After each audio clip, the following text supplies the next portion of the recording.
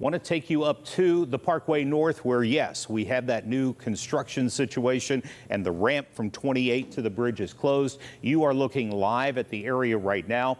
The main thing that you need to remember about this, and this is the big change, is that if you want to get to the Veterans Bridge, you've got to be over to the left. Coming south of McKnight Road, you need to be in the left in order to make that switch over yesterday. David and Lindsay, it was interesting. Oh, yeah, and all the people coming into the newsroom going straight to John's desk. They were. Let me tell you about my trip in. Yeah. So we want to ask you a little bit more about this. This, of course, is day 2 of that new traffic pattern. And, John, the question is, will the confused driver syndrome continue today? And really, is there anything being done to fix it? Yeah. Well, when you look at the history of road work, if that is any kind of a teacher, the second day is always less than ideal, and it could prove worse today because we have a heavier traffic volume. But most of this confusion actually is not unexpected. Confusion? Oh, you bet. And we saw it from our KDKA drone.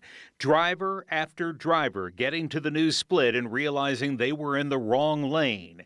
In some cases, they came to a full stop, creating hold-your-breath moment after moment. You know, I equate it, a lot of times people are kind of on cruise control when they're driving in the rush hours, and they're just accustomed to being in the lanes that they're always in, and now those have shifted around a little bit for this temporary traffic setup. We weren't the only ones watching, so was PennDOT. Is there anything that you all want to tweak? You know, I think we need to see how motorists sort of adjust to this change. We like to give them a couple days for that. An evaluation will come at the end of the week. Now, we heard from more than a few drivers that there is not enough warning.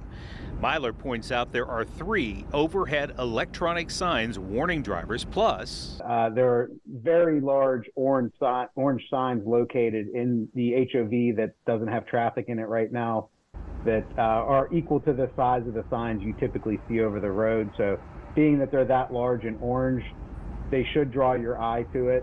To add to the issue yesterday was a drainage grate on the Veterans Bridge that popped out despite being welded closed.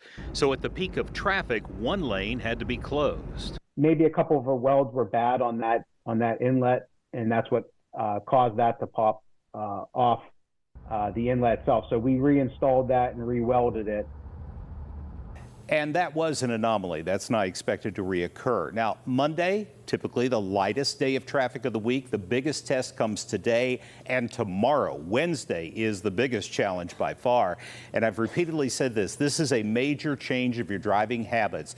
Drivers are realizing that firsthand. If you want to go to the Veterans Bridge, south of McKnight, you need to get over to the left. Yeah, and that drone footage where you saw right there at the crossover, the close calls, I mean, when people stop, how dangerous is that? Yeah, it's very dangerous. And, you know, I kept holding my breath yesterday watching this, thinking we were going to see an accident. Yeah. It's the last thing we need at that location. But so you really do need to be alert. When people start cutting through that gore area, that really ratchets up the risk. And let's not forget, this is going to be with us for a while. Mid-September. Yep. This part of it. This part of it. Yeah, this isn't going to go away anytime soon. John, we thank you.